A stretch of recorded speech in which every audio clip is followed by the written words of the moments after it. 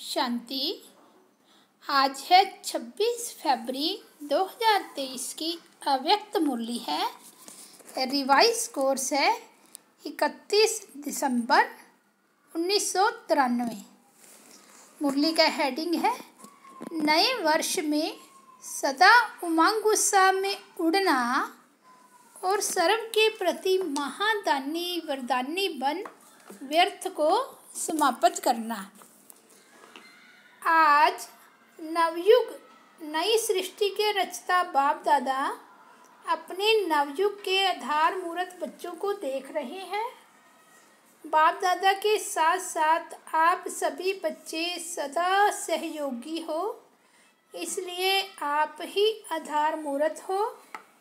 दुनिया के हिसाब से आज का दिन वर्ष का संगम है। पुराना वर्ष जा रहा है और नया वर्ष आ रहा है।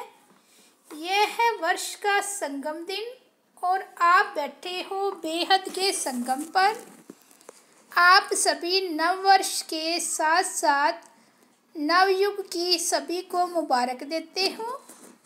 एक दिन की मुबारक नहीं, लेकिन नवयुग के अनेक जन्मों की मुबारक देते हो। इस संगम पर अच्छी तरह से अनुभव करते हो कि इस समय हम ब्राह्मण आत्माओं की नई जीवन है। नई जीवन में आ गए हो ना। ब्राह्मणों का संसार ही नया है। अमृत वेले से देखो तो नई रीत, नई प्रीत, पुरानी दुनिया की दिनचर्या और नए जीवन की ब्राह्मण दिन की दिनचर्या में कितना अंतर है। सब नया हो गया। स्मृति नई, वृत्ति नई, दृष्टि नई, सब बदल गया ना। और नई जीवन कितनी प्यारी लगती है। वैसे भी नई चीज़ सबको प्यारी लगती है। पुरानी चीज़ छोड़ना चाहते हैं और नई चीज़ लेना चाहते हैं। तो इस समय का यह छोटा सा नया संसार है। संसार भी नया और संस्कार भी नए, इसलिए दुनिया वाले भी नए वर्ष को धूमधाम से मनाते हैं। मनाने का अर्थ है उमंग उत्साह में आना। उत्साह होता है, इसलिए मनाने के दिन को उत्सव कहा जाता है। उत्साह से ही एक दो को बधाइयाँ व मुबारक देते हैं व ग्रीटिंग्स देते हैं। आप ब्राह्मण आत्माओं के लिए हर दिन उत्सव है। सदा उत्सव अर्थात उमंग उत्साह में रहते हो। यह उमंग उत्साह ही ब्राह्मण जीवन है। दुनिया की रीति प्रमाण विशेष दिन को मनाते हो। आज मनाने के लिए इकट्ठे हुए हो ना। लेकिन आपका नवयुग नई दुनिया का उमंग उत्साह सदा ही है। ऐसे नहीं कि 2 तारीख हो जाएगी तो उमंग उत्साह खलास हो जाएगा। 1 मास हो गया तो और ख़त्म हो जाएगा। हर दिन उमंग उत्साह बढ़ता जाता है, कम नहीं होता। ऐसे है ना कि अपने अपने स्थान पर जाएंगे तो उत्साह ख़त्म हो जाएगा। हर घड़ी उमंग उत्साह की है, क्योंकि उमंग उत्साह ही आप ब्राह्मणों की उड़ती कला के पंख हैं। इस उमंग उत्साह के पंखों से सदा उड़ते रहते हो। अगर कार्य अर्थ कर्म में भी आते हो, फिर भी उड़ती कला की स्थिति से कर्म योगी बन कर्म में आते हो, तो उड़ती कला वाले हो ना। तो बिना पंखों के तो उड़ नहीं सकते। यह उमंग उत्साह उड़ती कला के पंख सदा साथ है। यह उमंग उत्साह आप ब्राह्मणों के लिए बड़े से बड़ी शक्ति है। नीरस जीवन नहीं है। दुनिया वाले तो कहेंगे कि क्या करें, रस नहीं है, नीरस है, बेरस है। और आप क्या कहेंगे, उमंग उत्साह का रस है ही है। कभी दिल शिकस्त नहीं हो सकते हो। सदा दिल खुश। कैसी भी मुश्किल बात हो, लेकिन उमंग उत्साह मुश्किल को सहज कर देता है। उत्साह तूफान को भी तोहफा बना देता है। पहाड़ को भी राई नहीं लेकिन रुई बना देता है। उत्साह किसी भी परीक्षा व समस्या को मनोरंजन अनुभव कराता है। इसलिए उमंग उत्साह में रहने वाले नवयुग के आधार मूर्त नव जीवन वाले ब्राह्मण आत्माएं हो। अपने को जानते हो, मानते भी हो या सिर्फ जानते हो? क्या कहेंगे? जानते भी हैं, मानते भी हैं और उसी में चलते भी हैं। सदा यह उत्साह रहता है कि कल पहले भी हम ही थे, अब भी हैं और अनेक बार हम ही बनेंगे। तो अविनाशी उत्साह हो गया ना। थे, हैं और सदा होंगे। तीनों काल का हो गया ना। पास्ट, प्रेजेंट और फ्यूचर 3 काल हो गए तो अविनाशी हो गया ना। बाप दादा देख रहे थे कि अविनाशी उमंग उत्साह में रहने वाली आत्माएं नंबरवार हैं या सब नंबर 1 हैं। जब हैं ही निश्चय बुद्धि विजयी तो विजयी तो जरूर नंबर 1 होंगे ना, नंबरवार थोड़े ही होंगे। तो सदा नव जीवन के इस उत्साह में उड़ते चलो क्योंकि आप आधार मूर्त हो।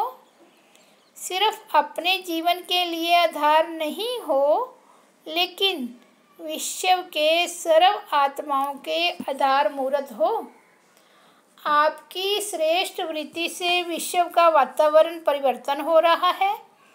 आपकी पवित्र दृष्टि से विश्व की आत्माएं और प्रकृति दोनों पवित्र बन रही है। आपके दृष्टि से सृष्टि बदल रही है। आपके श्रेष्ठ कर्मों से श्रेष्ठाचारी दुनिया बन रही है। तो कितनी जिम्मेवारी है। विश्व की जिम्मेवारी का ताज पहना हुआ है ना। क्या कभी भारी लगता है तो उतार देते हो? क्या करते हो? जो डबल लाइट रहते हैं उनको यह जिम्मेवारी का ताज भी सदा लाइट हल्का अनुभव होगा, भारी नहीं लगेगा। इस समय के ताजधारी भविष्य के ताजधारी बनते हैं। तो नए वर्ष में क्या करेंगे? अव्यक्त वर्ष भी मनाया। अव्यक्त वर्ष अर्थात फरिश्ता बन गए कि अभी बनना है। फरिश्ते क्या करते हैं? अव्यक्त का अर्थ ही है फरिश्ता। वर्ष पूरा किया तो फरिश्ते बने ना कि नहीं? अव्यक्त वर्ष अभी लंबा कर दें, 2 वर्ष का 1 वर्ष बना दें। अभी और आगे बढ़ना है ना। अव्यक्त वर्ष मनाया, अब फरिश्ता बनकर क्या करेंगे? सदा हर दिन हर समय महादानी और वरदानी बनना है। तो यह वर्ष महादानी वरदानी वर्ष मनाओ। जो भी संबंध संपर्क में आए उस आत्मा को महादानी बन कोई ना कोई शक्ति का, ज्ञान का, गुण का दान देना ही है। तीनों खजाने कितने भरपूर हो गए हैं। ज्ञान का खजाना भरपूर है कि थोड़ा कम है? मास्टर नॉलेजफुल हो ना। तो ज्ञान का खजाना भी है, शक्तियों का खजाना भी है और गुणों का खजाना भी है। तीनों में संपन्न हो कि एक में संपन्न हो, 2 में नहीं। वर्तमान समय आत्माओं को तीनों ही बहुत आवश्यक है। सारे दिन में कोई ना कोई दान देना ही है, चाहे ज्ञान का, चाहे शक्तियों का, चाहे गुणों का, लेकिन देना ही है। महादानी आत्माओं का बिना दान किए हुए कोई भी दिन न हो। ऐसे नहीं वर्ष पूरा हो जाए और कहो हमें तो चांस नहीं मिला। चांस लेना भी अपने ऊपर है कि चांस देने वाला दे तब चांस ले सकते हैं या स्वयं भी चांस ले सकते हैं। लेना आता है कि कोई देवे तो लेना आता है। कोई चांस नहीं देगा तो क्या करेंगे? देखते सोचते रहेंगे। सारे दिन में चाहे ब्राह्मण आत्माओं के चाहे अज्ञानी आत्माओं के संबंध संपर्क में तो आते ही हो ना।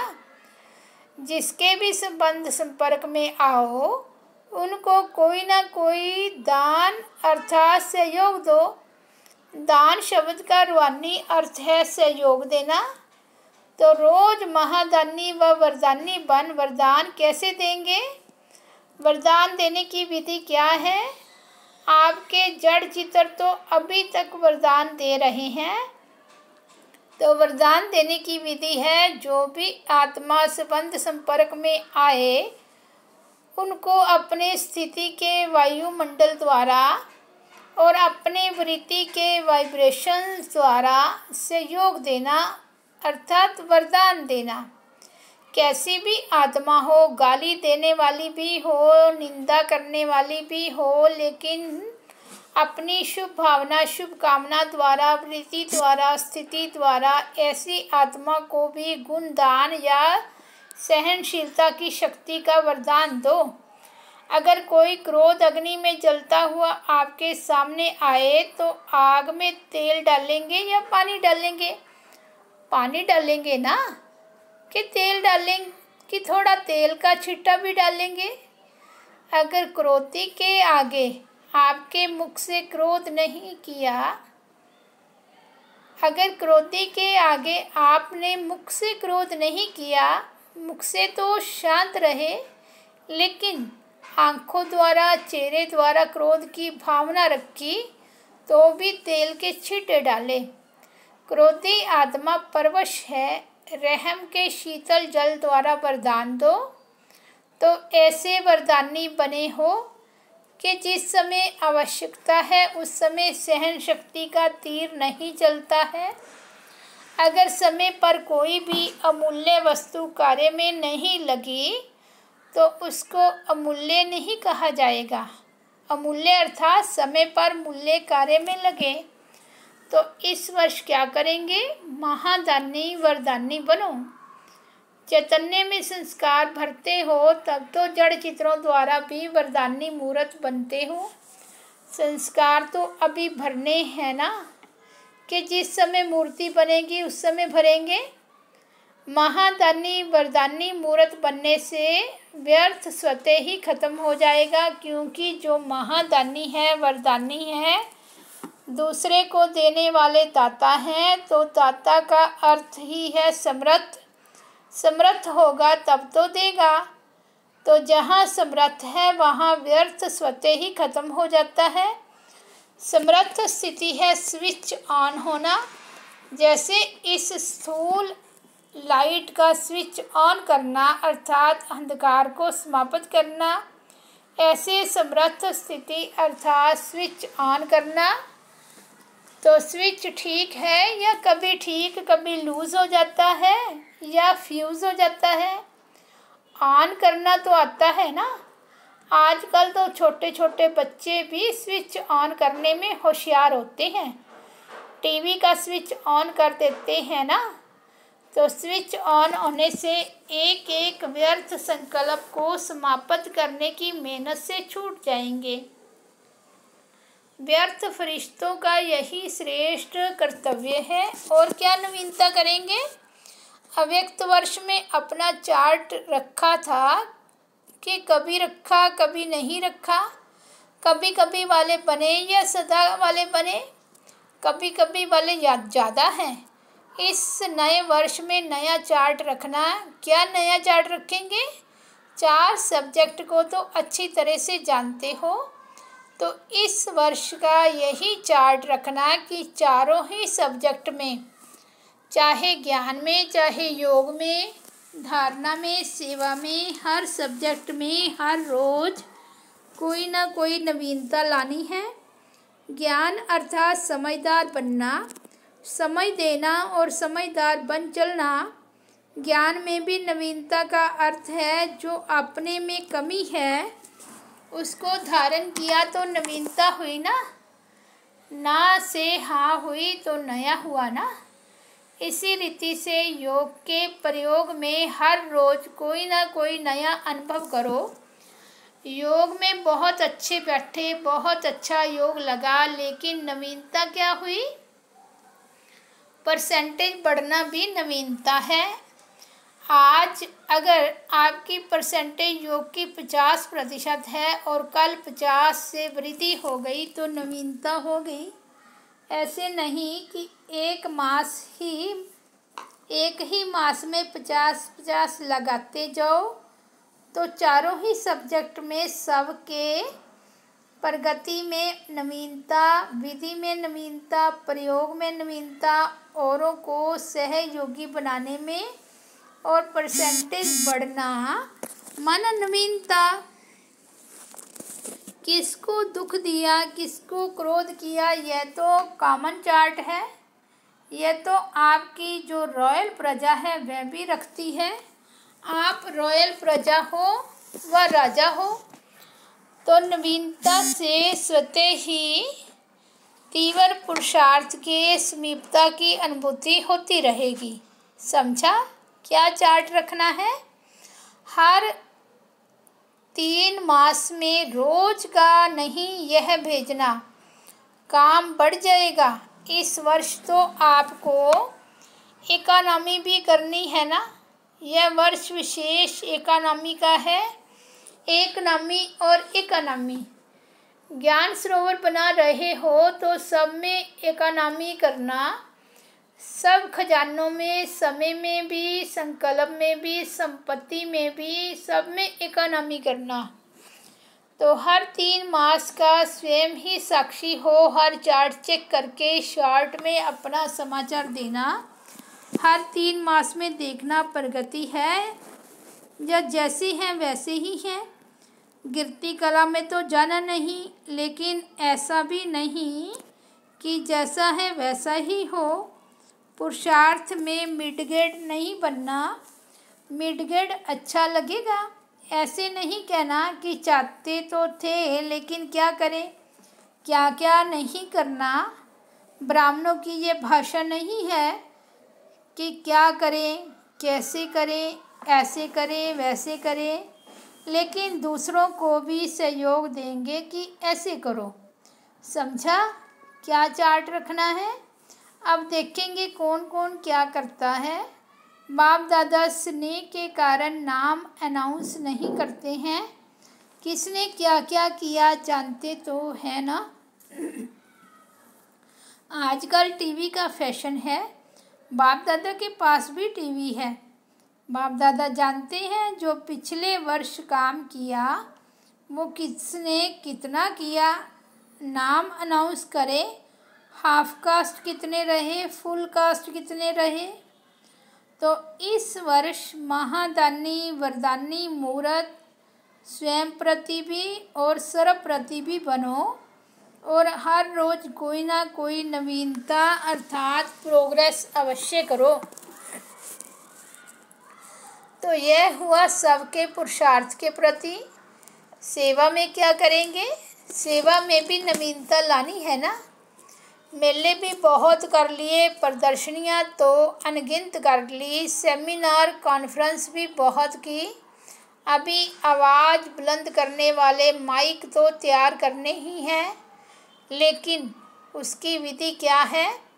वैसे पहले भी सुनाया है लेकिन किया कम है। सेवा की रिजल्ट में देखा गया है कि बड़े निमित्त आत्माओं को समीप लाने के पहले, चाहे कोई नेता है, चाहे कोई बड़े इंस्टीट्यूटलिस्ट हैं, चाहे कोई बड़े ऑफिसर्स हैं, लेकिन उनको समीप लाने का साधन है उन्हों के सेक्रेटरी को अच्छी तरह से समीप लाओ। आप लोग बड़े के ऊपर टाइम देते हो, वो अच्छा अच्छा कहकर फिर सो जाते हैं। उन्हों को फिर जगाने के लिए इतना टाइम तो मिलता नहीं, ना वो देते हैं ना आप जा सकते हो। इसलिए सेक्रेटरी जो होते हैं वो बदलते भी नहीं हैं, बड़े तो सब बदल जाते हैं। आज एक मिनिस्टर की सेवा करते हो और कल वो प्रजा बन जाता है। सेक्रेटरी काफ़ी सहयोगी बन सकते हैं। तो किसी भी वर्ग की सेवा में इस वर्ष विशेष सेक्रेटरी, मैनेजर्स या प्राइवेट असिस्टेंट जो भी शक्तिशाली हो, बड़े के समीप हो, बड़ों के समीप हो, उन आत्माओं की सेवा विशेष करो। दूसरी बात, पहले भी इशारा दिया है कि वर्तमान समय कम खर्च और बालानशीन उसकी विधि है कि जो भी छोटी या बड़ी संस्थाएं हैं, एसोसिएशन हैं, उनसे संपर्क रखो। बनी बनाई स्टेज पर नाम बाला करो, कम खर्च नाम बाला करते हो, लेकिन और तीव्र गति से। हर देश में या हर गांव में या हर जिले में जो भी भिन्न भिन्न प्रकार के एसोसिएशन हैं, जब बहुत वर्ग के कार्य करने वाले हैं, कॉन्फ्रेंस करने वाले हैं या सम्मेलन करते हैं, तो बनी बनाई स्टेज पर संदेश दो, तो समय और मेहनत दोनों बच जाएगी। अभी इसको तीव्र गति में लाओ। चेक करो कि जिस देश के या जिस स्थान के निमित्त बने हो, उस स्थान की कोई भी संस्था वंचित नहीं रह जाए, क्योंकि वर्तमान समय वायुमंडल परिवर्तन हो गया है। अभी डर कम है, स्नेह ज़्यादा है। अच्छा मानते हैं, अच्छा बनते नहीं हैं, लेकिन अच्छा मानते हैं। इसलिए इस 2 प्रकार की सेवा को और अंडरलाइन करो तो सहज माइक तैयार हो जाएंगे।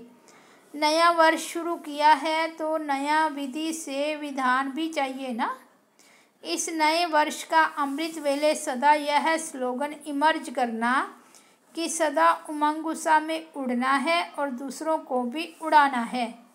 बीच बीच में चेक करना, ऐसे नहीं कि अमृत वेले चेक करो और सारा दिन मर्ज कर दो, फिर रात को सोचो कि आज का दिन तो ऐसे ही रहा। नहीं, बीच बीच में चेक करो, इमर्ज करो कि उमंग उत्साह की बजाय कोई और रास्ते पर तो नहीं चले गए। उड़ती कला की बजाय और किसी कला में तो नहीं अपनी तरफ, किसी कला ने तो नहीं अपनी तरफ आकर्षित किया। अच्छा, चारों ओर के नवजीवन अनुभव करने वाले सर्व ब्राह्मण बच्चों को सदा नव युग के आधार मूर्त श्रेष्ठ आत्माओं को सदा संकल्प बोल और कर्म द्वारा महादानी वरदानी आत्माओं को सदा स्वयं की स्थिति द्वारा औरों की उपस्थिति को भी सहज बनाने वाली समर्थ आत्माओं को सदा हर दिन स्वयं में प्रगति अर्थात नवीनता अनुभव करने वाले समीप आत्माओं को सदा एक नामी और इकानामी करने वाले बाप समान समीप आत्माओं को बाप दादा का याद प्यार और नमस्ते। हम रूहानी बच्चों की रूहानी बाप दादा को याद प्यार, गुड मॉर्निंग और नमस्ते। वरदान है, तन को आत्मा का मंदिर समझ उसे स्वच्छ बनाने वाले नंबर 1 श्रेष्ठ आत्मा भव। हम ब्राह्मण आत्माएं सारे कलम में नंबर 1 श्रेष्ठ आत्माएं हैं, हीरे तुल्य हैं। इस स्मृति से तन को आत्मा का मंदिर समझकर स्वच्छ रखना है। जितनी मूर्ति श्रेष्ठ होती है उतना ही मंदिर भी श्रेष्ठ होता है। तो इस शरीर रूपी मंदिर के हम ट्रस्टी हैं। यह ट्रस्टीपन आपे ही स्वच्छता व पवित्रता लाता है। इस विधि से तन की पवित्रता सदा रूहानी खुशबू का अनुभव कराती रहेगी। स्लोगन है, रूहानियत में रहने का व्रत लेना ही ज्ञानी तू आत्मा बनना है। अव्यक्त इशारे हैं। अब मैदान पर प्रत्यक्ष होने का समय है। शूरवीर शक्ति रूप बनकर प्रत्यक्ष रूप में सामने आओ। जब इस रूप में प्रत्यक्ष होंगे तब बाप और बच्चों की प्रत्यक्षता होगी। जितना प्रत्यक्ष होंगे उतनी प्रत्यक्षता होगी। तो बाप को प्रख्यात करने के लिए प्रत्यक्ष होना पड़े, इसके लिए अपनी कमजोरियों को विदाई दो, तब सृष्टि के कल्याणकारी बन सकेंगे। अच्छा, ओम शांति।